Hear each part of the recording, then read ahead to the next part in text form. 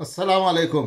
আসসালামু আলাইকুম। গতকালকে একটি খবর বেরিয়েছিল যে বৈষম্য বিরোধী ছাত্র আন্দোলনের সমন্বয়করা জনশক্তি নামে একটি নতুন রাজনৈতিক দল গঠন করেছে। এই ব্যাপারে তারা আজকে পরিষ্কার একটা বক্তব্য দিয়েছেন। তারা বলেছেন জনশক্তি নিয়ে কোনো আলোচনা হয়নি, জানালো জাতীয় নাগরিক কমিটি। বৈষম্য বিরোধী ছাত্র আন্দোলনের নেতৃত্বে এবং জাতীয় নাগরিক কমিটির উদ্যোগে অনাগত রাজনৈতিক দলের কোনো নাম কিংবা সিদ্ধান্ত নিয়ে আলোচনা হয়নি। শনিবার 21শে ডিসেম্বর জাতীয় নাগরিক কমিটির জরুরি এক প্রেস বিজ্ঞপ্তিতে তিনি কথা জানান।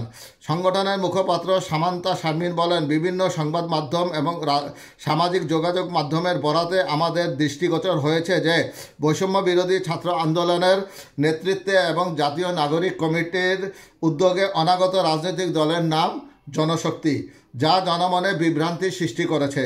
তিনি বলেন, আমরা নিশ্চিত করতে চাই যে এই ধরনের কোনো নাম কিংবা সিদ্ধান্ত নিয়ে আমাদের মাঝে কোনো আলোচনা হয়নি। সংশ্লিষ্ট সবাইকে বিভ্রান্ত না হওয়ার জন্য আহ্বান জানানো হচ্ছে। উল্লেখ্য যে গতকালকে জনশক্তি নামে একটি নতুন রাজনৈতিক দল গঠন করতে যাচ্ছে বৈষম্য বিরোধী ছাত্র আন্দোলন। এই ধরনের খবর বিভিন্ন সংবাদ মাধ্যম এবং সোশ্যাল মিডিয়ায় প্রচারিত হয়েছিল, যার ব্যাখ্যা দিয়েছে ছাত্র সমন্বয়করা।